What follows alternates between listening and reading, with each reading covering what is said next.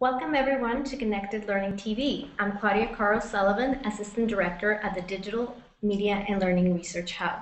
This is the 56th webinar in our weekly series that started last March.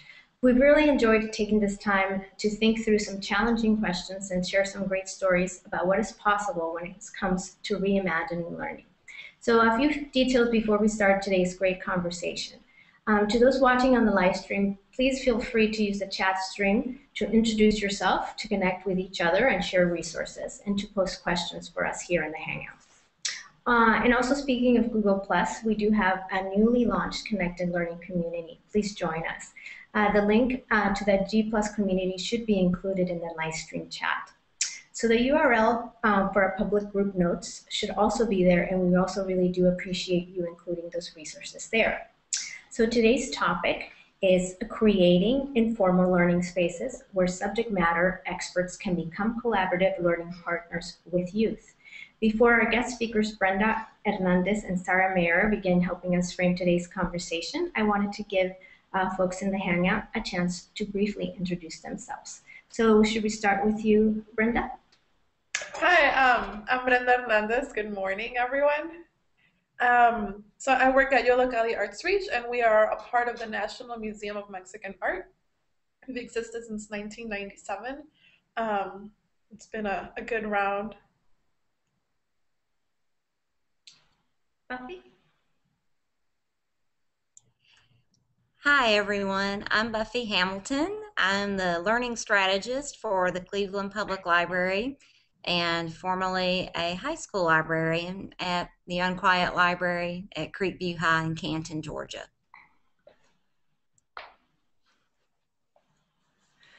Hi, my name is Sarah Meyer. I'm the Director of Programs at New Urban Arts. It's a community-based art studio for high school students and emerging artists in Providence, Rhode Island. And my name is Tyler Denmead. I'm a postdoctoral fellow at Brown University, and I was also the founder of New Urban Arts and the first director there from 1997 to 2007. Thank you, everyone. So today, again, we're joined by Brenda Hernandez and Sarah Meyer. Brenda is the program coordinator for Yollocali Arts Reach, a youth initiative at the National Museum of Mexican Art. And Sarah is the director of program for the New Urban Arts, a community art studio for high school students in Rhode Island. And they were both involved in the development and creation of a great resource called HOMAGO Guidebook. Brenda and Sarah, perhaps you can start us off by talking a little bit about this concept of HOMAGO and the story behind the creation of the guidebook. Sure. So this guidebook, and if you haven't downloaded the link, it kind of looks like this. It's really cute. This got started because Yollocali Arts Reach is a part of the Hive Learning Network. And so the Hive Learning Network is a group of organizations and institutions that offer youth programming. And Hive offers an opportunity for all these organizations to get together and brainstorm programming options and collaborative practices for youth in Chicago. There's also a Hive Learning Network in New York and Philadelphia, and they're growing right now. And through them, we had this opportunity to develop an open studio. We got funding to develop an open studio. And with that, we were really interested in learning about HOMAGO as well. And so we had this opportunity to kind of explore HOMAGO while developing a new program. And since we are a art studio, basically, we wanted to kind of take the idea of HOMAGO, which is based on digital learning, hanging out, messing around, and geeking out online for teens, and kind of see how it would apply within a studio practice. And we brought in New Urban Arts and Sarah to kind of help us along this journey of putting HOMAGO into place. And what we realized, learning about HOMAGO and just learning about what it is that we wanted in an open studio, we had it all along, which was kind of exciting to realize, is that because of the way HOMAGO, it's more of an idea, it's not a physical space. It was a way of validating what we had been doing since 1997. and why spaces like New Urban Arts and Yollocali are valid. And so this resource was a way to kind of validate these kind of informal learning spaces for ourselves, for our funders, and but also to kind of support other institutions who wanted to ease it down a little bit and needed to have something to be like, yes, we can do this, or we have been doing this. Sarah, did you want to add something else?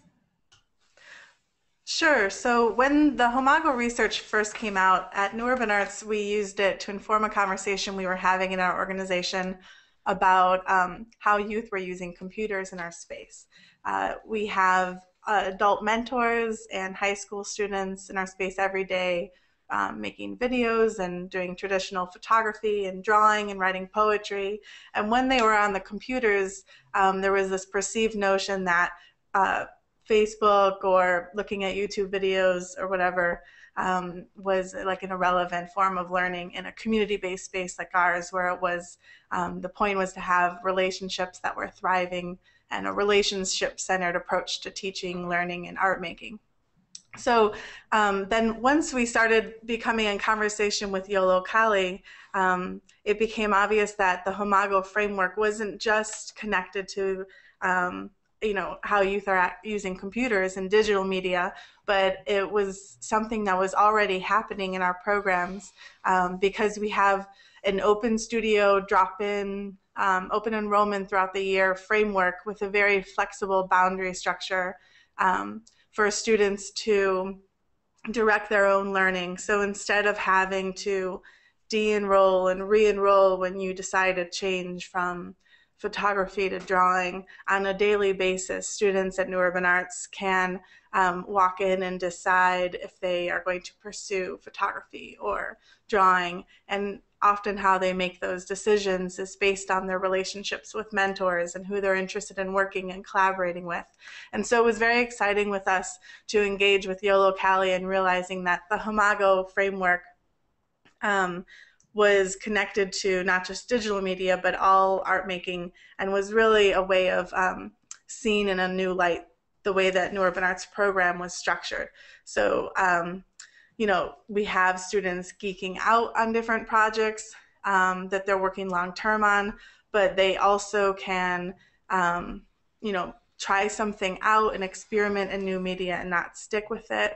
That would be what I understand is the messing around portion of HOMAGO. And then also we very much value the power of the hanging out with their peers and with their mentors. And the HOMAGO framework was very helpful in affirming those choices in our program structure.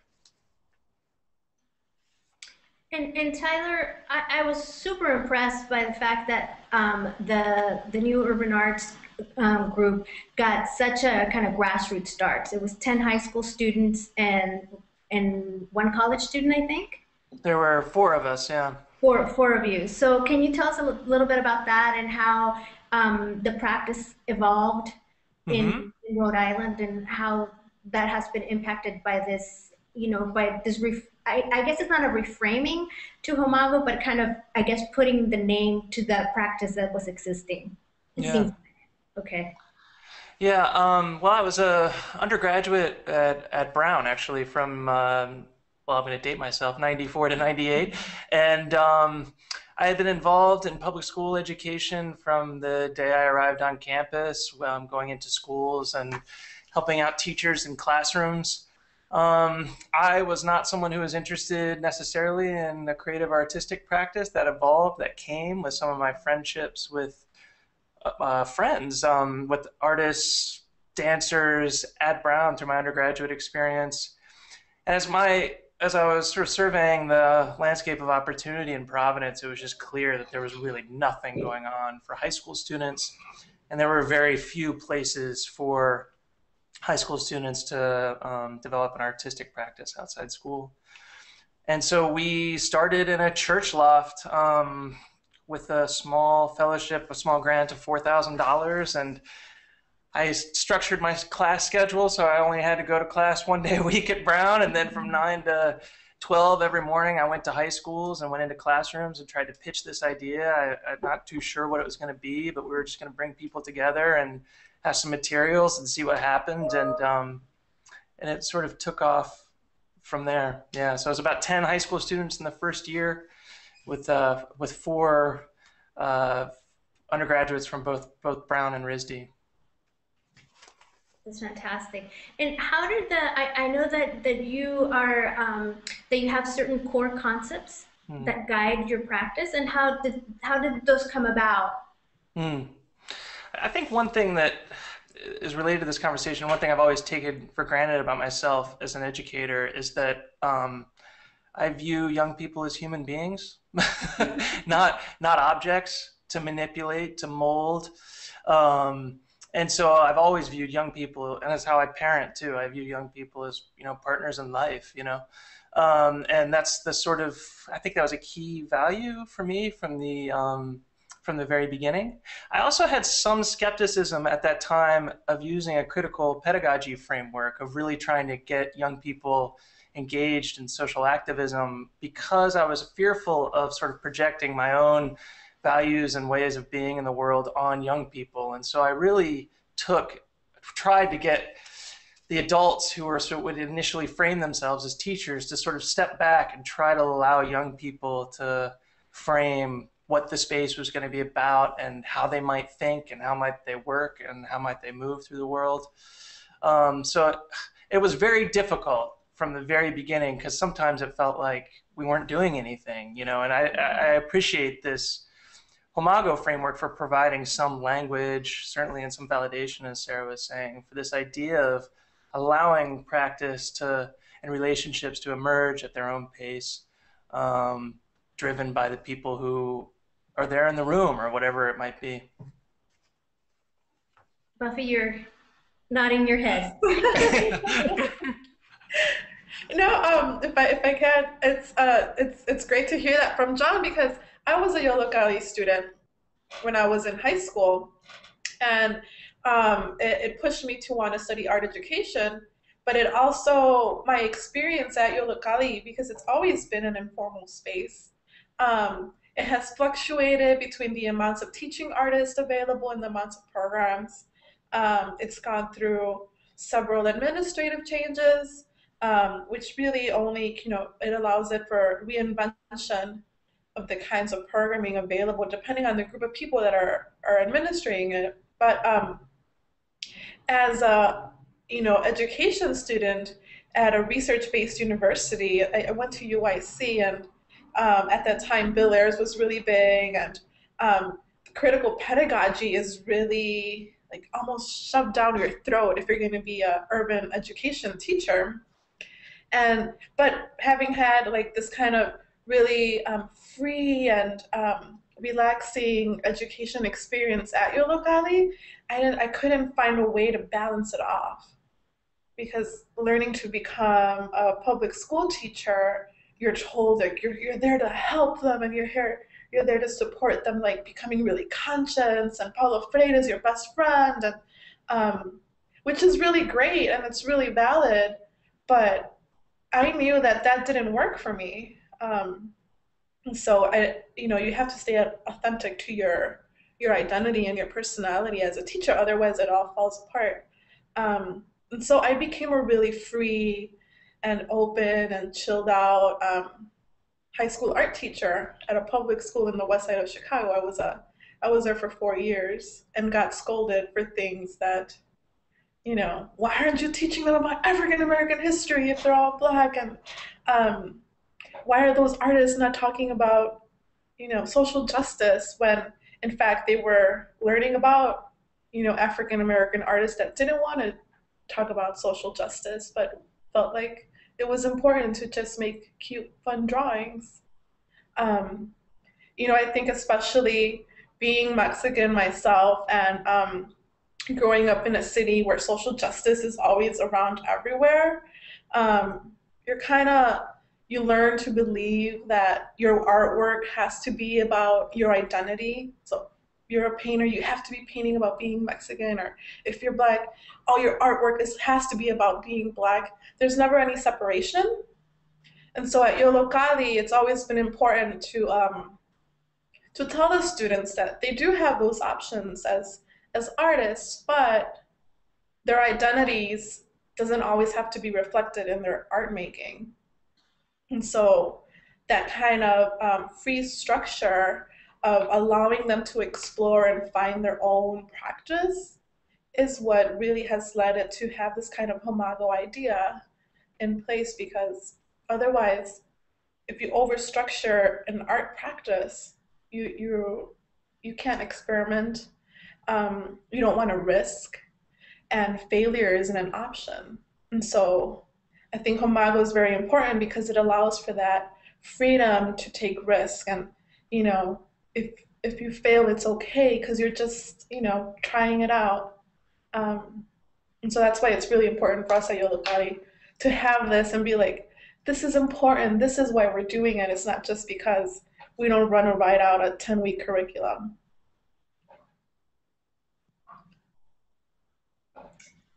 So Tyler and Sarah, can you give me some examples of students' work and how the space has transformed them or helped them in some ways? Well, I guess if I could respond to something that Brenda just said about authenticity, Sure. that's something that our students speak the most about, is that at New Urban Arts, they feel they're able to be themselves. And the artists who volunteer with us as mentors will echo that similar sentiment. And what happens is that we have the HOMAGO idea, I guess, replaces authority with authenticity. So when you're in a relationship-centric approach to teaching, learning, and art making, you being you and that being the thing you do is at the center of everything else. And so there ends up being kind of this Cheers vibe where everybody knows your name, and instead of walking in and waiting for your class to start, and you're waiting to receive what you're supposed to be learning that day, instead you walk into a place like New Urban Arts or Yollocali, and the vibe is already there. The ethos or the climate of the space is so much centered around being a part of something that's bigger than yourself. And a lot of our students' stories value that at the center of their experience. Do you have a specific story that comes to mind? Yeah, I mean, I think I was going to add also this idea of authenticity, and I think you hear a lot of students at New Urban Arts talk about embracing their inner weirdo.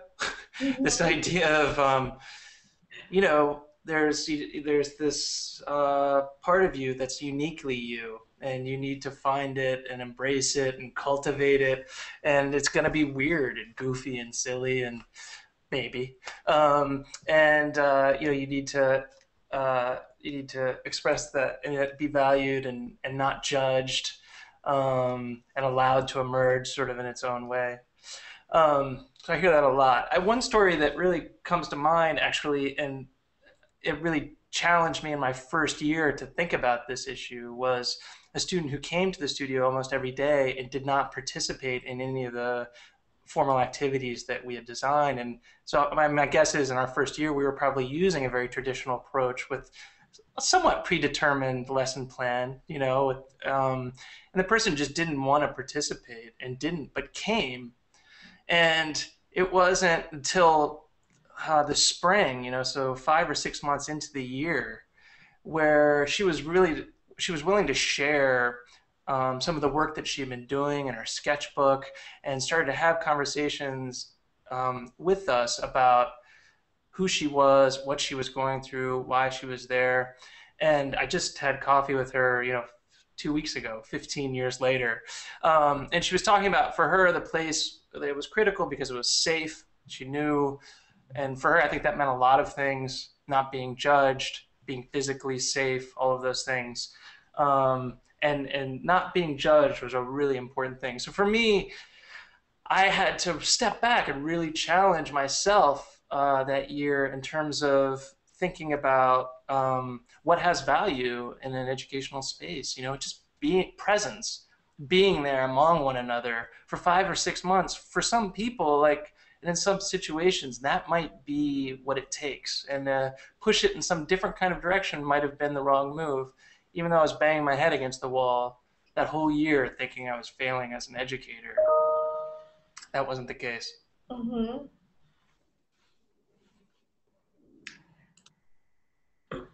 Buffy?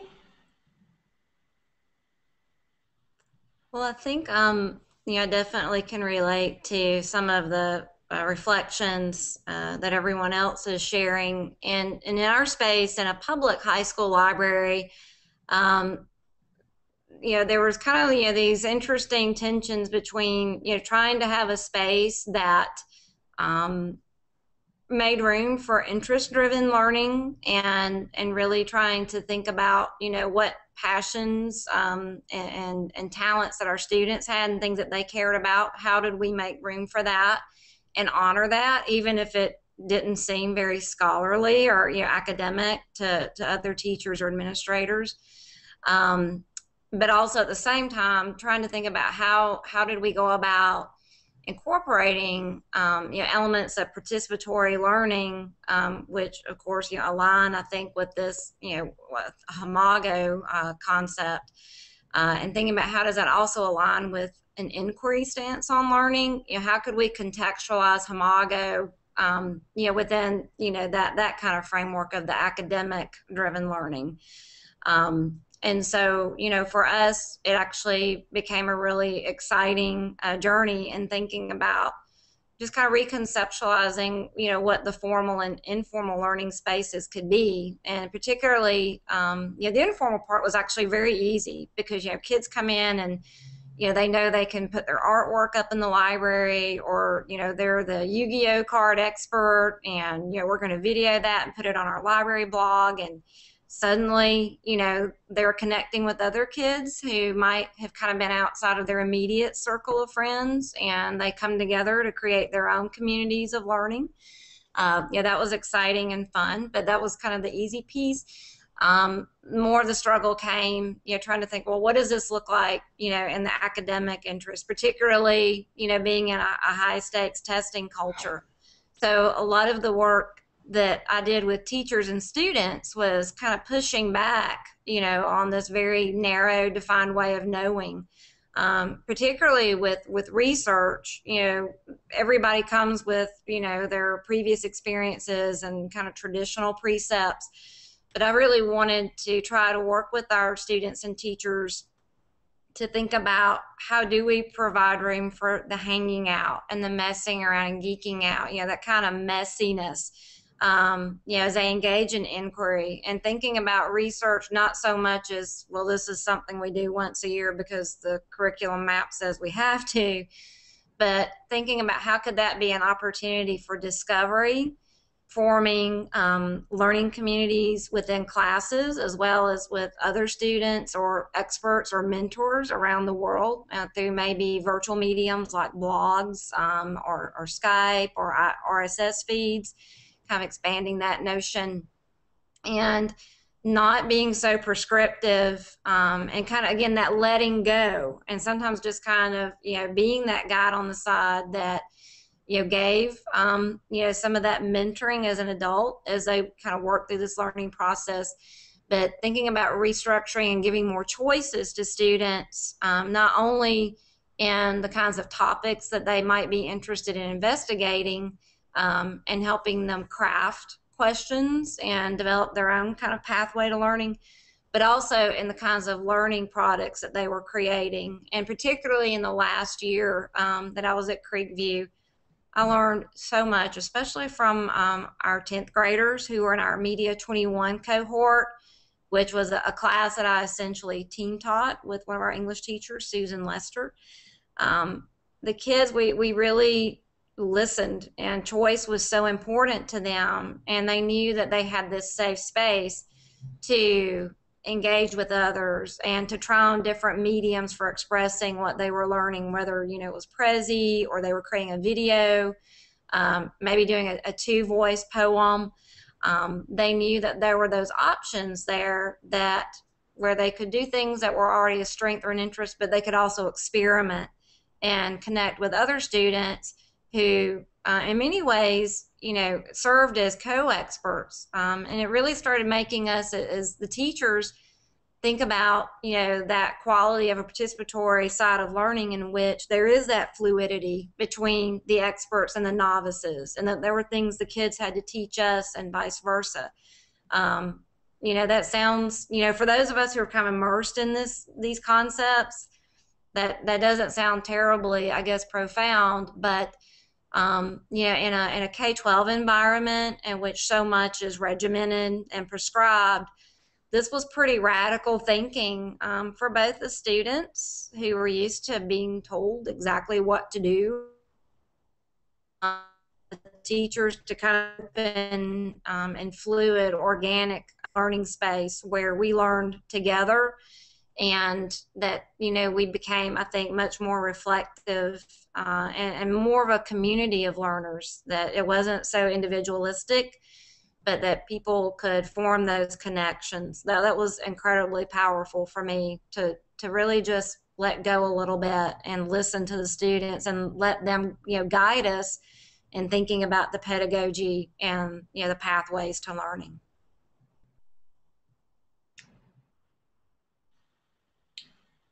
So how do you do you see, Brenda, Tyler, and Sarah, how do you see the populations in your informal spaces engaging with the formal space of school? Because I mean, you're in these very small communities where your kids are coming kind of in and out of spaces, and Buffy's just given us a great insight on on what happens in the formal space of school. So there's that dance at school too, that it's not it's not binary, it's not incredibly formal or informal. I mean, for the most part, it's very structured, but there are these moments of, where I think more and more educators are pushing a different way of being in the classroom. I mean, I think that it happens all the time. It's just not really, it's underreported. Yeah, well, I think that's the biggest challenge we found in creating the guidebook, is that the most successful part of a good HOMAGO-based space is this holistic experience. And I feel like, people always talk about, you never realize how good your teacher was until you were an adult. When they were actually your teacher in elementary school or in high school, like, you didn't care, you probably hated them. But once you grew as an adult, you realize, like, oh, wait a minute, they were really good teachers. And I think in spaces like New Urban Arts and in Yollocali, kids come in and you're like, you guys are so weird. And it's kind of like, at least, here at Yollocali, it's this unspoken mantra, we have to be weirder than the students, because if they get freaked out about us, then whatever they do is nothing compared to our weirdness. But because they need that validation, but we don't, they're never gonna tell us that when they're here. I was riding the car with Gabby. She is a mentor. Well, let me backtrack. We have a program at an elementary school called CARES, and it takes place at an actual public school. And it's run by 2 teaching artists, and then we hired 2 recently high school graduates who are in, college, starting off, trying to try the art school thing, who were Yollocali alumni. And so being in the car with her and finding out, Yollocali we're moving, and so this location that we've had for the past, 15 years is not ours anymore, and we're going to continue working, but it's going to be different. So we're, getting ready for that. And she was telling me, like, it's a little sad. She's like, I didn't realize how important Yollocali was to me, that, she was telling us, like, this made me feel okay to be who I was. And, it makes you think that, spaces like this, offer youth this opportunity to, in a way, gain that self-esteem and being whatever person it is that they want to be and experiment. But that's really hard to measure and tell your funders and tell your administration and your bosses, like, it's okay, we are doing a good thing, even if they're just hanging out. And I think that might be a reason why people might not, might hesitate to implement it because you're always thinking, how am I going to explain this to people? How am I going to tell them to, give us money to keep doing this kind of work? So I think having this HOMAGO guidebook and just kind of creating more buzz about that there is this kind of framework that we're implementing validates the experience for us and makes it possible to continue doing it for other youth.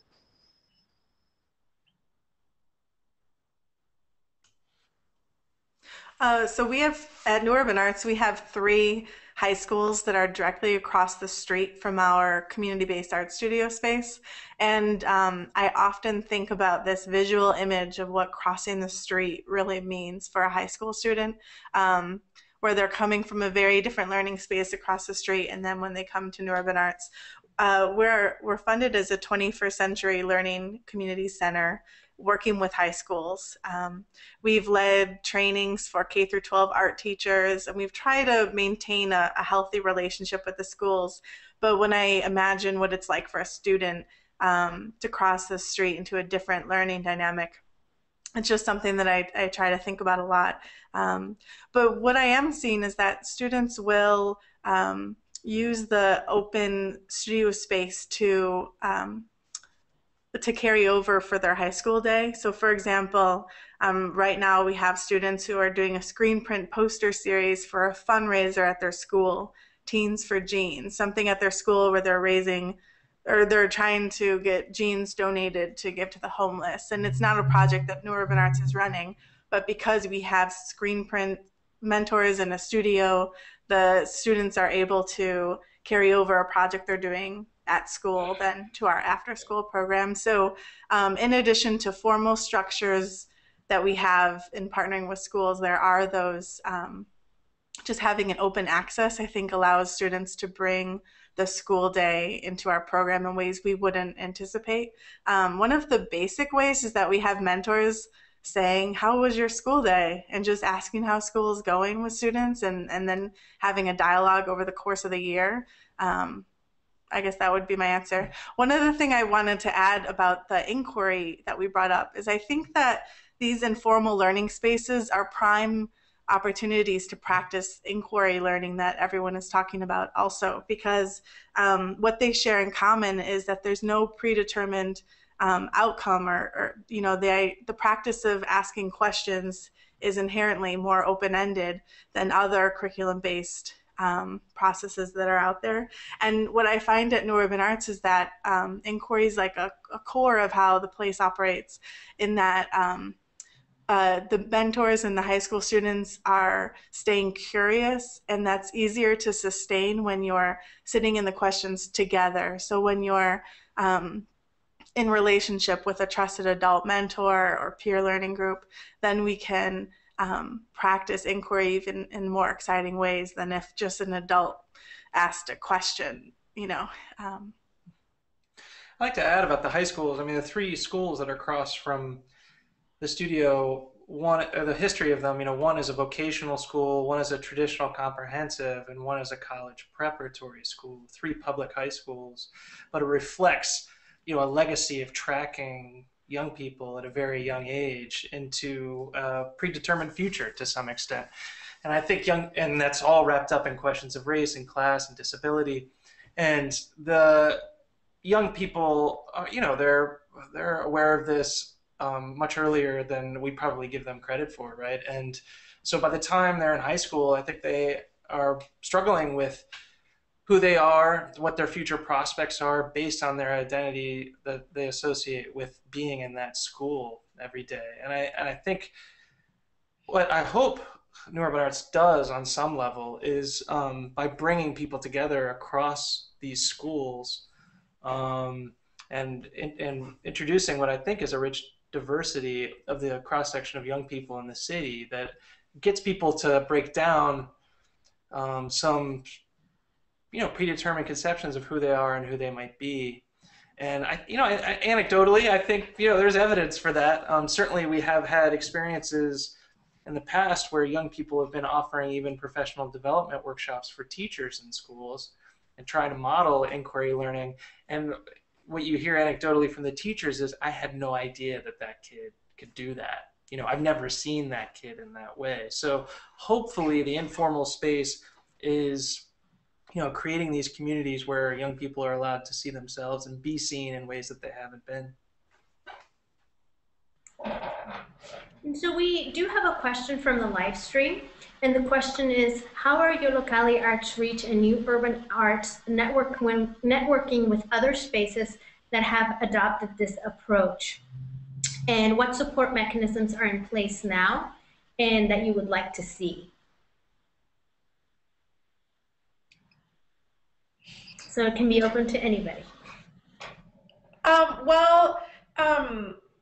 Yollocali Arts Reach is collaborating with some of the Hive organizations. We are currently supporting street level youth media. They're here in Chicago. They're mostly, they teach youth how to create videos and audio production and things like that. So they've been a really structured, kind of more formal out of school space. But they were really interested after the guidebook to kind of loosen up a little bit, especially because I feel like it impacts formal spaces outside of school. It's hard to have retention in your programs because kids are like, this is like school again. I could just go back to high school instead of I'm here. And you know, with New Urban Arts, we try to keep in touch, but I guess it can be difficult to fully collaborate, especially with like logistics and things like that. But because we are open, some of our youth can work with other organizations and then come back and, you know, bring some of the skills they learn from them to new projects here at Yollocali, as well as our teaching artists who kind of bounce around. It's a small community when you think about people in their, you know, mid-20s who are working with youth in Chicago. You can kind of know everybody, and everyone has taught at all the organizations probably once in their life. And I feel like that's a way of continually keeping everything kind of really dynamic and active and not boring.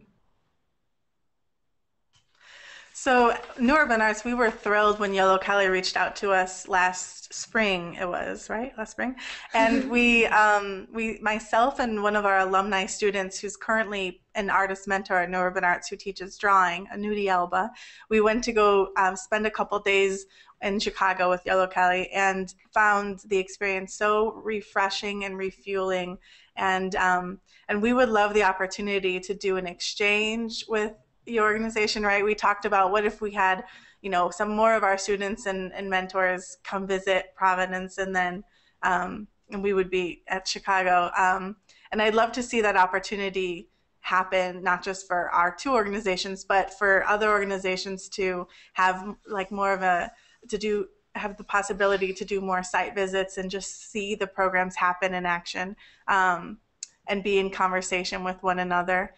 New Urban Arts, in addition to 3 high school students, or 3 high schools across the street from us on the same side of the block, we also have 2 teen drop-in centers, one that's focused on tutoring and technology and inspiring minds, and the other organization is Youth Pride Rhode Island.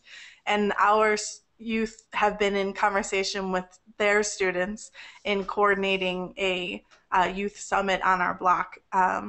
And even though I'm not sure that they're adopting the same HOMAGO principles in all their programming in the same way that the conversation with Yollocali New Urban Arts was definitely centered around the HOMAGO framework, what I do see happening at these 2 teen drop-in centers sharing the block with us is a practice of something called an unconditional positive regard when working with teenagers and these informal learning spaces, which I think is a key ingredient to making it possible, and just embracing the willingness to change directions and to meet people where they're at, and form meaningful relationships with one another. If that we can approach it with an unconditional positive regard. That's key, and that's an ingredient that I see happening a lot.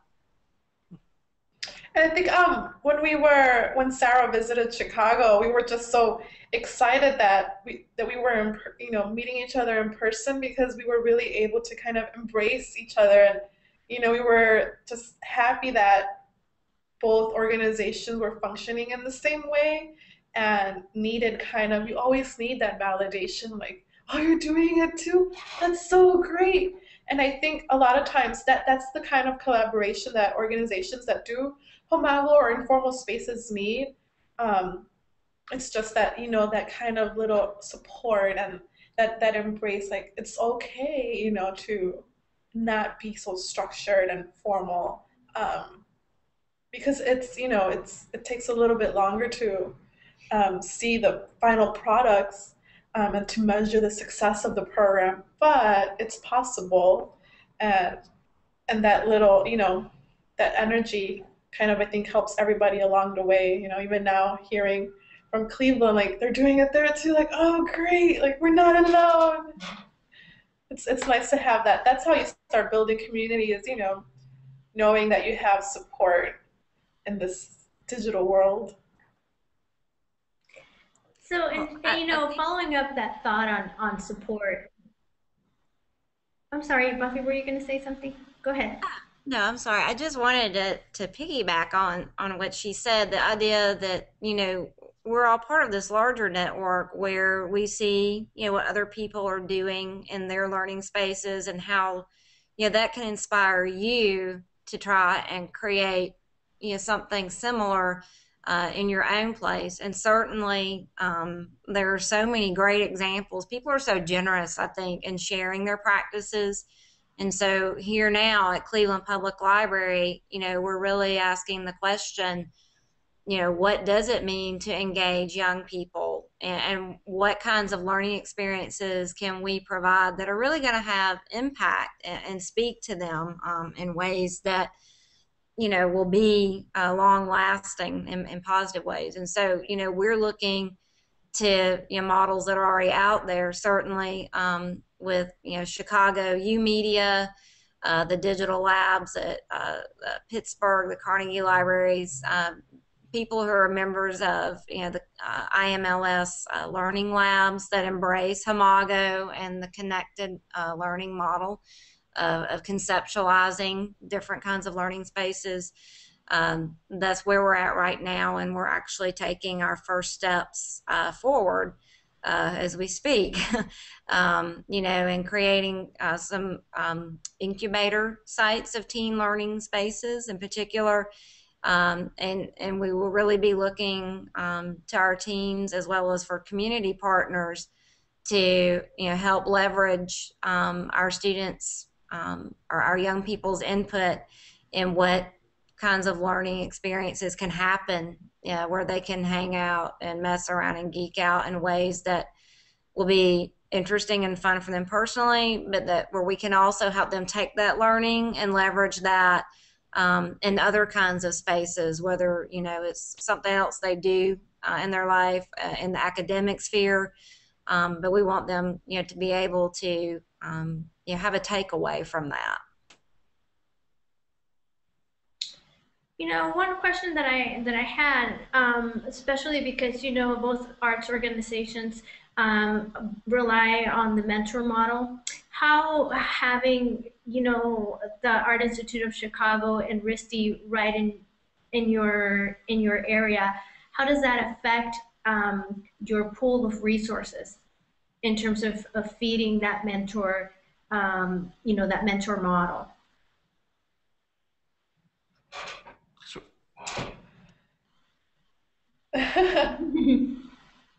Well, at least for Yollocali, it's kind of really interesting to have the Art Institute and be so close, and it can be beneficial, but I think sometimes it's just another option. The Yollocali Arts Reach is located in Pilsen, which is in the west of downtown area. Most art museums in the city are located in the downtown area, more in the tourist section of the city, and youth from around the area may or may not travel all the way to the downtown to participate in these programs. And so for us, it's always been crucial to stay inside the neighborhood. Even the National Museum of Mexican Art is the only museum in Chicago outside of the museum campus. And I think that just says a lot of staying within the community you are trying to, reach to and support. But I think mentors have always been crucial to having a HOMAGO space. I think especially at Yollocali, where I was a teaching artist when I was in college, and I was a student, and I became a teacher assistant. Even now, our current teachers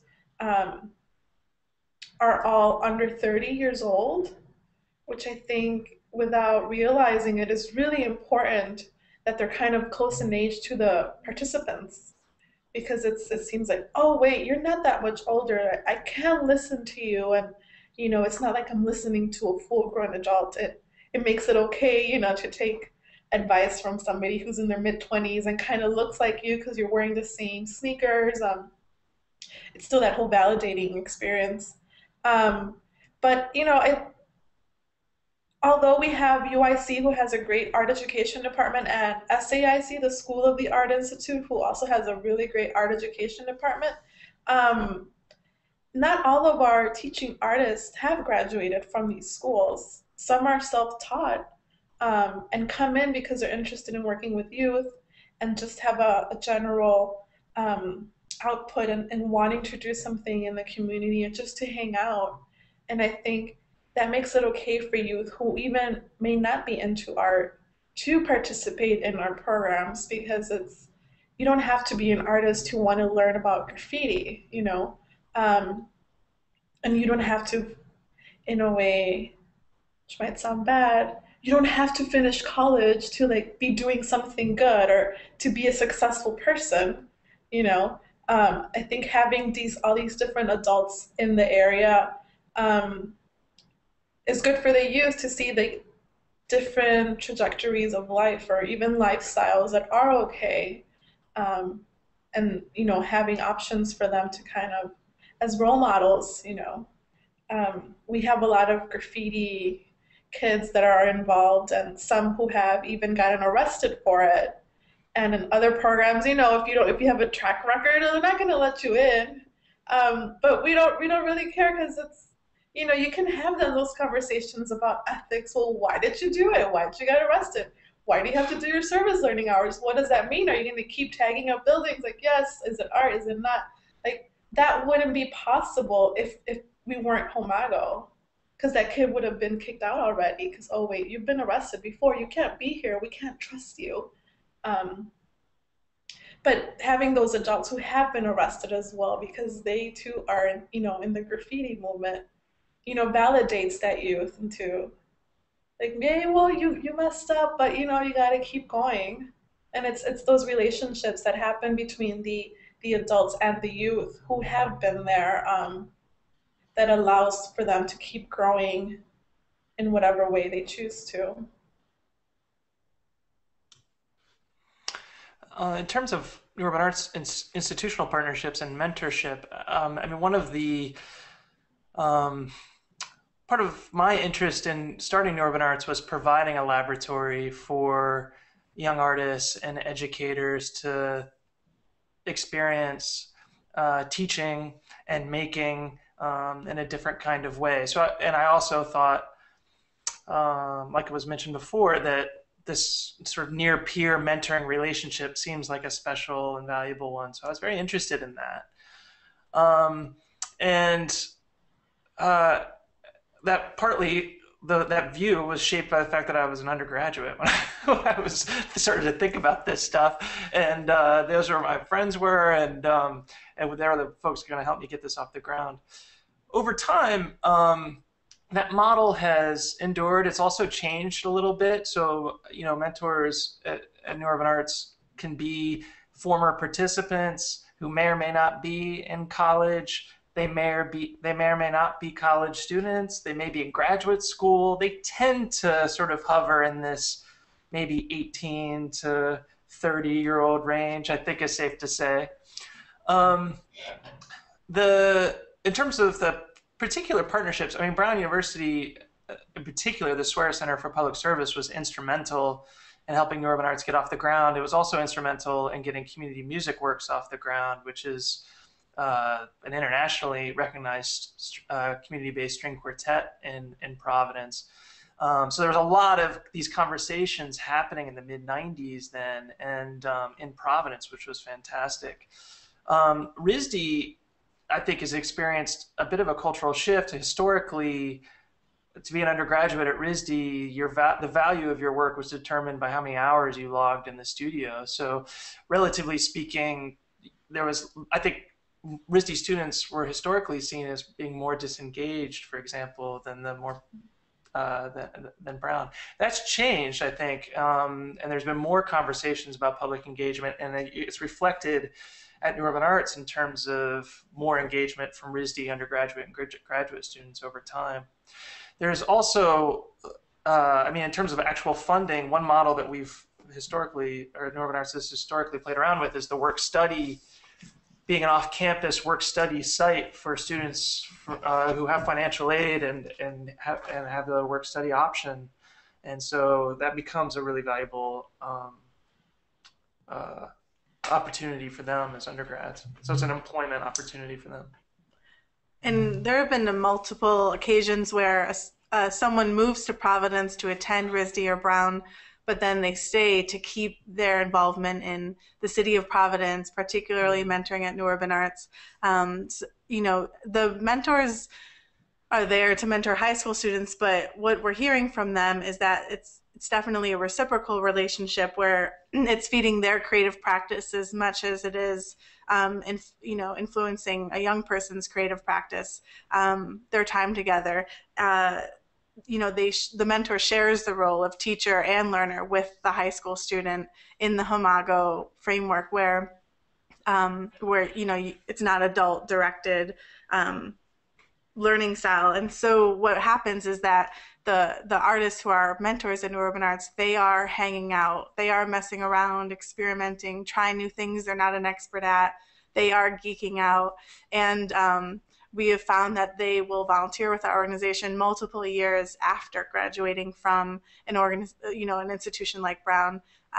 So those institutions are great at maybe bringing in some artists to our city, but we have found organizations like New Urban Arts that are practicing more, grassroots, on the ground level community building are retaining the artists in our city. I should also add that the Center for Public Humanities at Brown has brought me here for a fellowship to do some ethnographic research this year with New Urban Arts, which has been fantastic. It's also interesting to note that I've mentioned these centers like the Swearer Center for Public Service or the Center for Public Humanities. What I'm not mentioning is education departments, and I think that's evidence of the fact that this kind of model might not be deemed as educationally valuable in some circles, and I think that sort of mindset needs to be constantly challenged. Mm-hmm. But I think it's also what makes it what it is. I think youth find a certain level of comfort knowing that the adult in the room isn't a teacher, or a teacher in their sense of like a 8 a.m. to 3 p.m. high school teacher or public school teacher, but that it's this adult that's there to kind of just share what they know and see if they like it, and if they want to learn more, like they can guide them along the way. They can play together. And I think for youth, that's really important to have that kind of comfort in a space outside of school and outside of their home.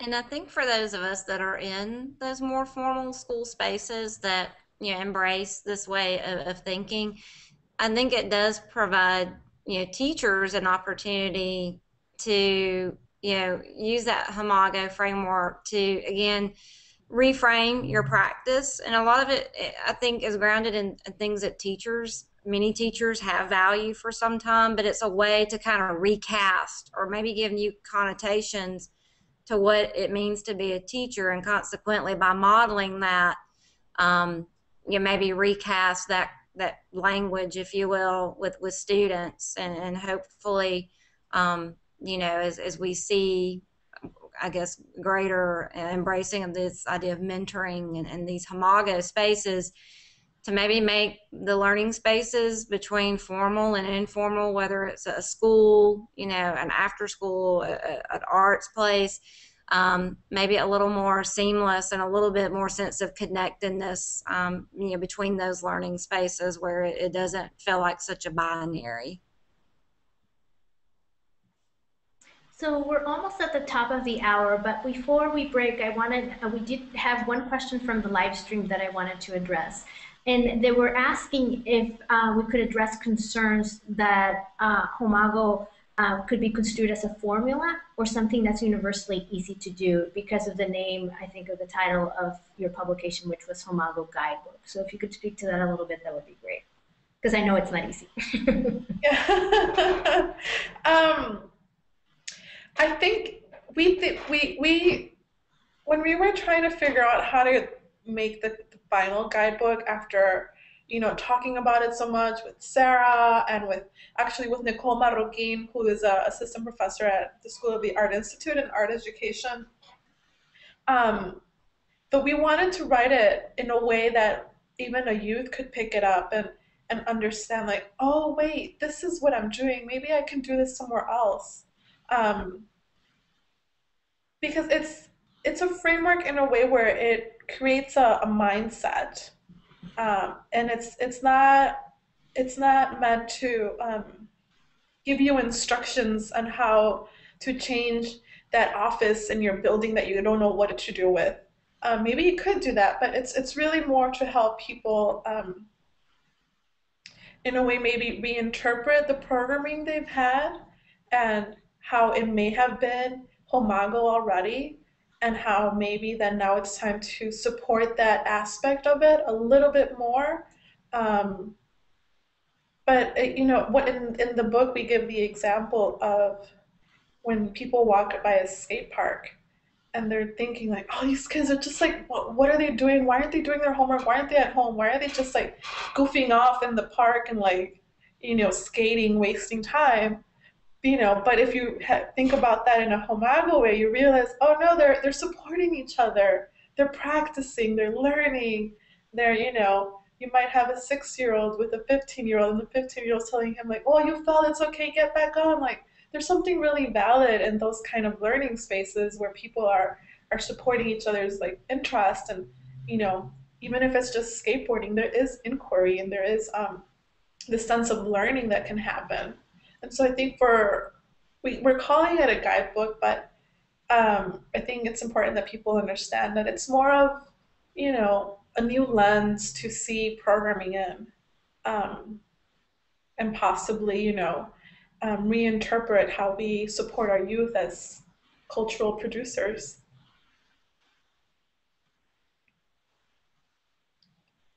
Well, I think that was beautifully stated. It is. I think the guidebook it's a kind of lens to take and then contextualize and use as a framework, if you will, in your own learning spaces.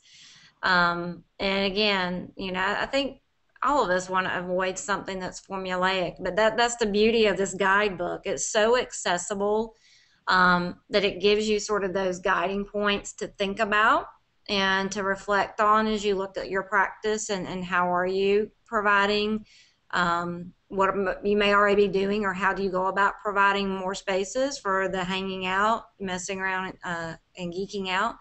But it's not prescriptive. And again, I think it's in alignment with, this spirit of inquiry that's kind of threaded this conversation today. New Urban Arts annually publishes a summer art inquiry resource guide. It's available for free download on our website. And what we do is not publish what what happened or what you should do. We publish what's possible and some of the questions we engage in each summer under a different theme. And I found in reading the HOMAGO Guidebook that Yollocali published, it was put out in a very similar idea where these are the questions they're engaged in thinking about, and they're inviting you to join them in the dialogue. But I found that it was more a documentation of what's possible and not what's happened or what should happen or a prescription of what HOMAGO is as a formula. I think the guidebook is fantastic, and what I like about it is I think it challenges. I think it can be easy to fall into a formulaic trap that there's this progression from hanging out to messing around to geeking out. We want to be pushing people towards geeking out. I think what the guidebook sort of shows is that these are all equally valid forms of participation, that they the lines between them blur. I mean, when I watch a young person sort of slouching on a couch in New Urban Art Studio with a smartphone, listening to music and freestyling, I mean, what are we, to himself, what are we gonna call that? So the lines blur. It's contextual, and they all matter. And I think the guidebook really sort of evokes that idea for me. Thank you very much, all of you, Brenda, Buffy, Tyler, and Sarah, for this wonderful conversation. And alas, it must end. We're at the top of the hour. So I want to again thank you very much for joining us. I hope that we have some other time to come back and think these really capacious questions through of HOMAGO and of interaction and all those things that affect our practice every day. So to keep today's conversation going, we do encourage you to use the Twitter hashtag #ConnectedLearning. And by this afternoon, John will have a full recording of this webinar and other curated content up in the archive section of Connected Learning TV. So you can also post his comments on that page if you're so inclined. And along those lines of today's conversation about youth and participation, I wanted to mention that as part of the DML's Research Hub Make to Learn thematic, there's an open call for submissions for the Make to Learn Youth Contest, which is run on Instructables, and it ends on April 15th. So there's some really interesting questions that we were asking of learners, and there's also some really fun prizes. So we encourage everybody to apply for that. The link to the information to the contest is on the live stream chat, and you can access that there. So next Thursday, March 28th, from 10 to 11 a.m. Pacific time, Connected Learning TV will be chatting with Chris Lehman, the founding principal of Science Leadership Academy, a progressive STEM high school in Philly. So join us then, and we look forward to seeing you next time. Thank you very much. Bye-bye, everybody. Bye. Bye.